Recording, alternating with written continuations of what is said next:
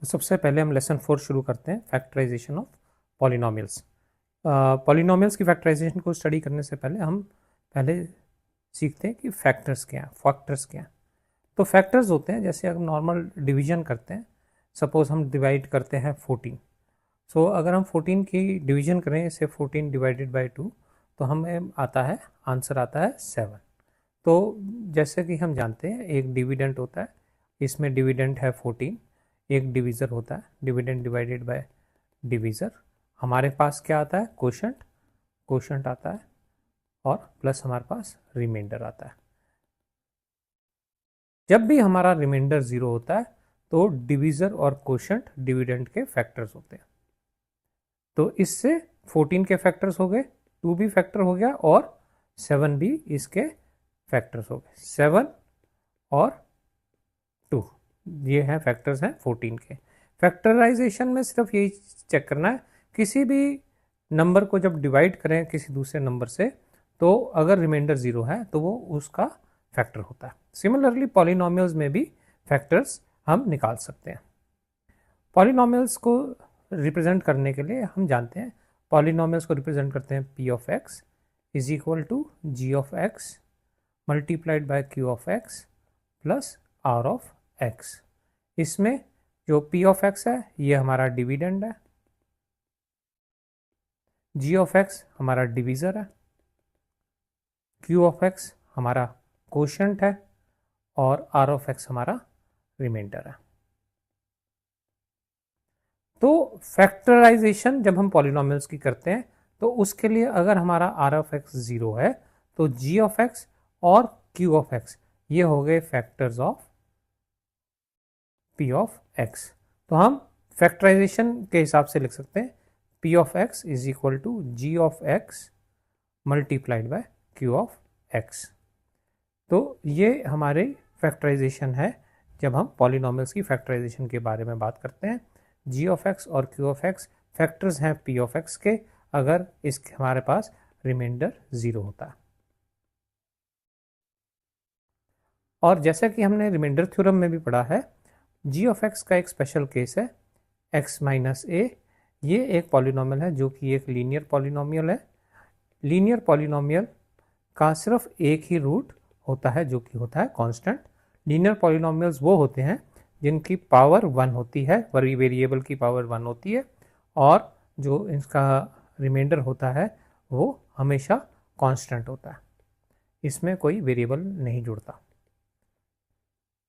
अभी इसी के ही आगे एक फैक्टराइजेशन थ्योरम है या फैक्टर थ्योरम है जो कि एक लीनियर पॉलिनोमियल के बारे में डिस्कस करती है, उसको हम देखते हैं। फैक्टर थ्योरम बोलती है if p of x be a polynomial of degree greater than or equal to 1 and a be a real number, then p of a is equal to 0.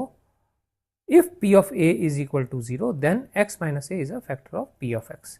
And second है if x minus a is a factor of p of x, then p of a is equal to 0. बड़ा simple है। जैसे कि हम जानते हैं p of x is equal to x minus a into q of x plus r of x, जिसमें ये एक हमारा लीनियर पॉलिनोमियल है। रिमाइंडर थ्योरम कहती है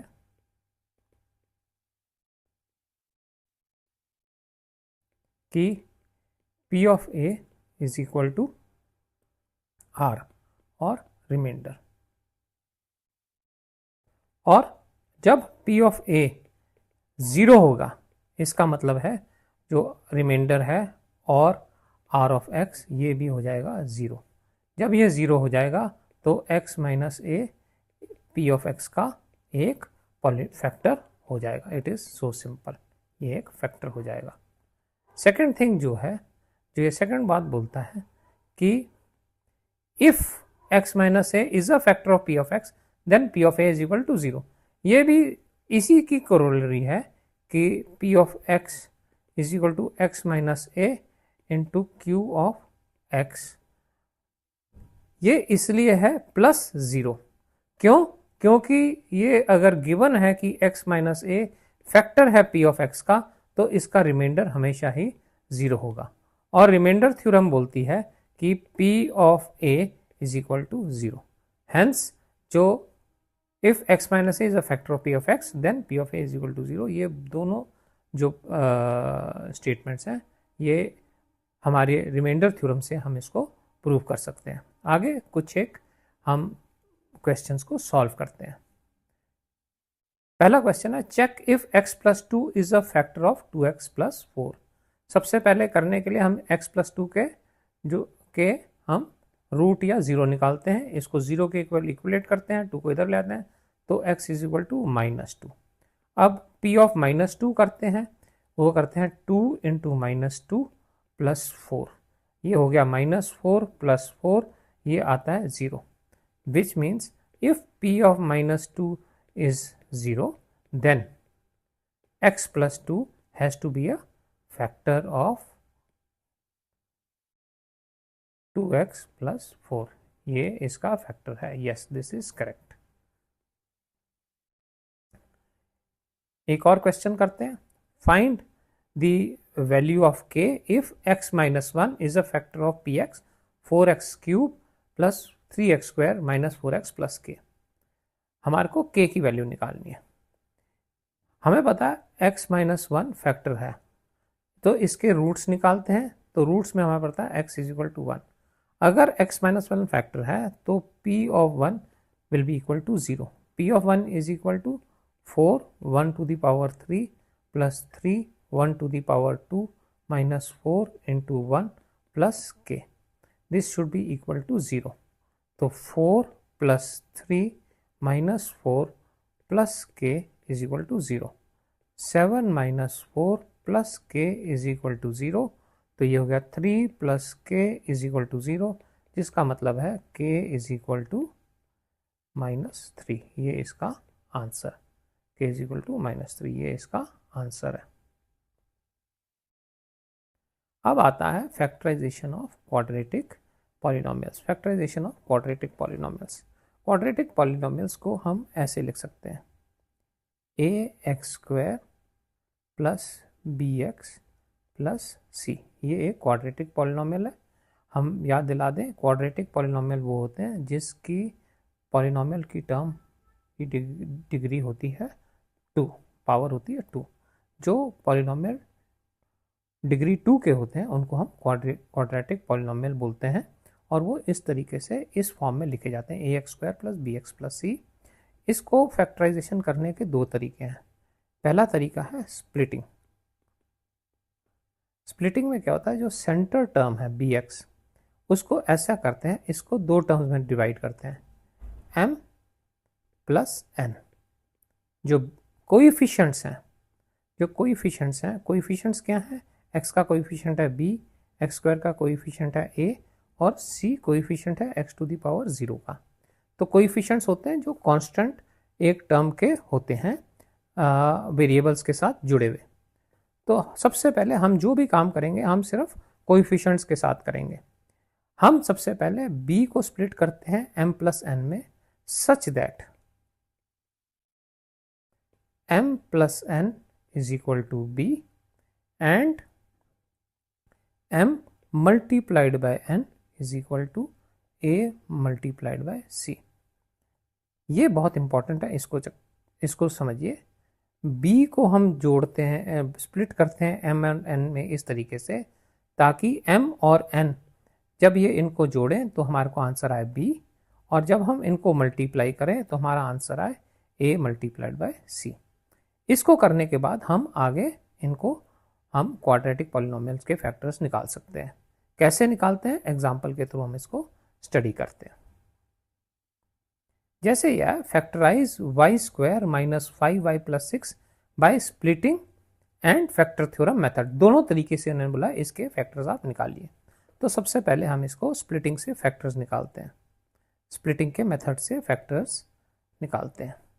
तो हमने बोला है -5 जो y है इसको स्प्लिट करना है -5 को दो हिस्सों में, एक m और एक n, such that m plus n ये होना चाहिए -5 और m इंटू n ये होना चाहिए 1 इंटू 6 इक्वल टू 6। तो 6 को अगर हम को डिवाइड करके 6 के फैक्टर्स निकालें, तो 6 के अगर हम फैक्टर्स निकालें वो होते हैं 2, 3 एंड 3 का 1। 1 1 एक फैक्टर है, 2 एक फैक्टर है, 3 एक फैक्टर है, 6 एक फैक्टर है। जब हम, और ये प्लस भी है और माइनस भी है, प्लस भी है माइनस भी है, प्लस भी है माइनस भी है, प्लस भी है माइनस भी है।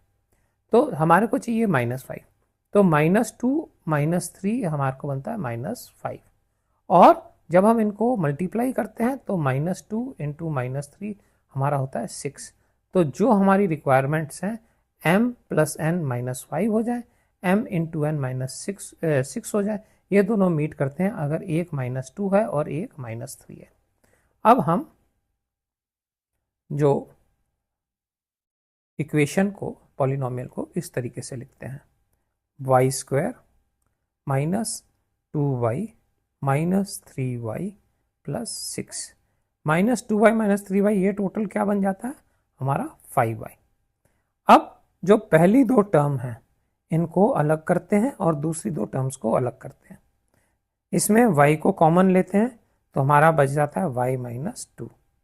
इसमें -3 को कॉमन लेते हैं तो हमारा बच जाता है y -2। इसको मैं एक बार फिर आराम से समझाता हूँ ताकि कोई परेशानी ना हो। हमने पहले देखा कि हमारा m हो गया -3, n हो गया -2।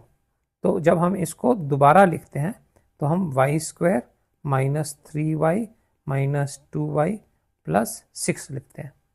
अब जो -3y -2y है, जब इनको हम करते हैं, इनका सम करते हैं, तो ये एक्चुअली -5y है। तो -5y को इस तरीके से हम लिख सकते हैं। अभी जो नेक्स्ट स्टेप है वो सबसे इम्पॉर्टेंट है, हमको इनकी दो दो टर्म्स को अलग अलग तरीके से इवेल्युएट करना है।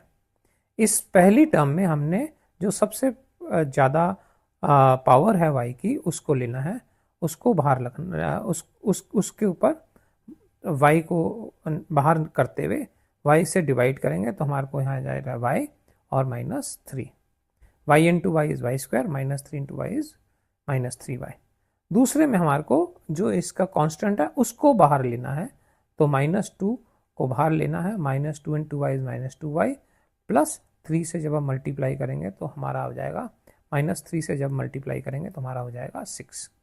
अब हमारा y -3 जो दोनों है वो कॉमन हो जाएगा। इसको हम y -3 को कॉमन करके और इधर y -2 लिख सकते हैं। तो y -3 और y -2 ये दो हो गए हमारे factors of R equation y² -5y -6। ये तो हो गया हमारा। सेम क्वेश्चन को फैक्टर्स थ्योरम से हम कैसे सॉल्व करते हैं। फैक्टर थ्योरम में हमको पता है p of x is equal to x minus a and q of x, ये दो इसके फैक्टर्स होंगे, and p of a will be equal to 0, ये हमारे को पता है। तो सबसे पहले हम 6 के फैक्टर्स निकालते हैं। 6 के फैक्टर्स हमने पहले निकाले हुए हैं। उसका फैक्टर है 1 है, +-1, +-2, +-3 और +-6, ये इसके फैक्टर्स हैं। अब किसी तरीके से हम इनको p ऑफ x की वैल्यू में डालेंगे या p ऑफ y की वैल्यू में डालेंगे और चेक करेंगे कि जब हम इसकी वैल्यू को इसके साथ कैलकुलेट करते हैं, अगर आंसर हमारा 0 आता है तो वो उसका एक रूट हो जाएगा x माइनस या y माइनस a का। तो हम स्टार्ट करते हैं 2 से, हम 2 को ट्राई करते हैं। तो p ऑफ 2 हमारा हो जाएगा 2 to the power 2 -5 multiplied by 2 plus 6, 2 to the power 2 is 4 minus 10 plus 6 is equal to 0। तो p ऑफ 2 अगर 1 है तो y माइनस 2 एक हमारा फैक्टर हो जाएगा। तो हमारा फैक्टर 1 हो गया y माइनस 2। अब हम 3 से ट्राई करते हैं। 3 से जब हम ट्राई करते हैं तो 3 to the power 2 minus 5 multiplied by 3 plus 6, 3 to the power 2 is 9 minus 15 plus 6 is equal to 0, ये भी एक फैक्टर है। तो y माइनस 3 एक सेकेंड हमारा फैक्टर बन जाता है, ये भी एक फैक्टर है। ये सिंपल हो गया। तो हमारे फैक्टर्स जो दो फैक्टर्स हैं y² -5y प्लस 6 हम बाय फैक्टर मेथड इनको लिख सकते हैं y minus 2 multiplied by y minus 3। ये हमारा आंसर हो गया।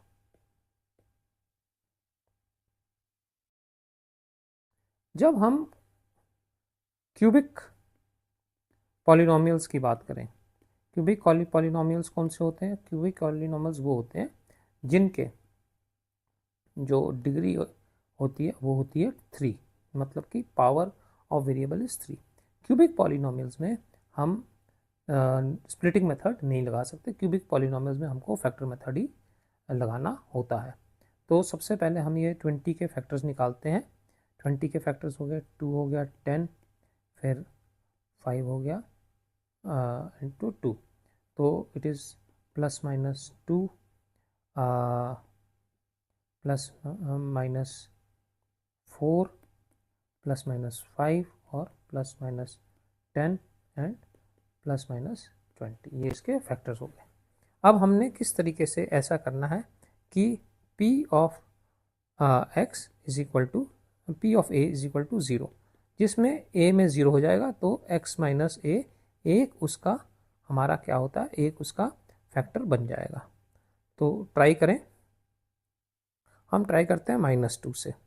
तो -2 raise to the power 3 plus 13 into 2 raise to the power 2 plus 32 into -2 plus 20।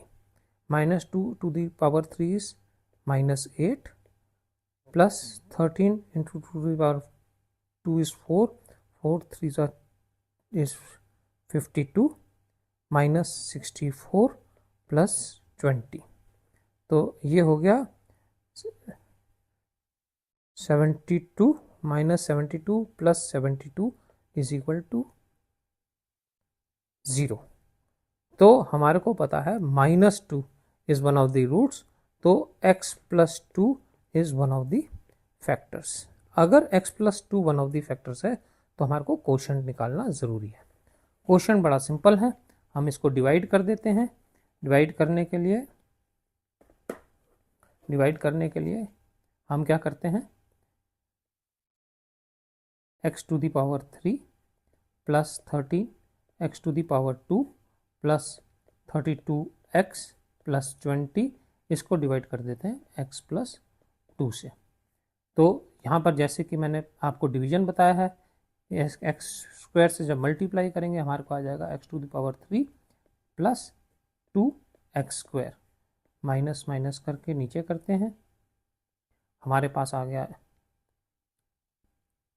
11x square plus 32x plus 20। जब 11x square plus 32x plus 20 है तो प्लस 11x से जब मल्टीप्लाई करते हैं हमारा यहाँ आ गया 11x स्क्वायर प्लस 22x, ये आंसर आ गया। तो यहाँ पे आ गया 10x प्लस 20। अब हम प्लस 10 से मल्टीप्लाई करते हैं तो हमारा आ गया 10x प्लस 20 और हमारा रिमाइंडर आ गया 0। तो हमारा नेक्स्ट फैक्टर आ गया x square plus 11x plus 10। तो दो फैक्टर्स आ गए, एक हो गया x प्लस 2 और एक फैक्टर आ गया x square plus 11x plus 10। ये फैक्टर 1, ये फैक्टर 2। अब ये क्वाड्रेटिक पॉलिनोमियल है, इसको हम स्प्लिट करके कर सकते हैं। तो हम 10 के फैक्टर्स निकाल दें, तो 10 के फैक्टर्स हो गए plus minus 1 plus minus 2 plus minus 5 plus minus 10। तो हमारे को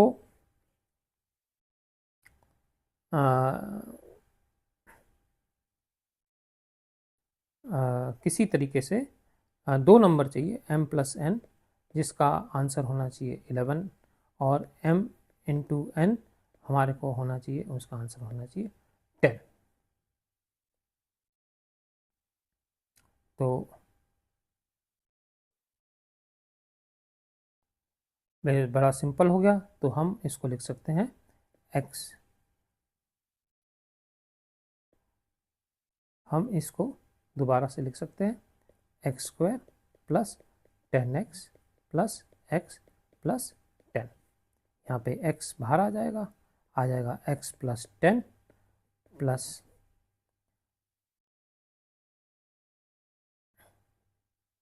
1 बाहर आ जाएगा और यहाँ पे आ जाएगा x प्लस 10। तो हमारे पास फैक्टर्स हो जाएंगे x plus 10 multiplied by x plus 1। तो इसके 3 फैक्टर्स पूरी इक्वेशन के हो जाएंगे। पहला फैक्टर हो जाएगा x प्लस 2, दूसरा फैक्टर हो जाएगा x प्लस 10 और तीसरा फैक्टर हो जाएगा x प्लस 1।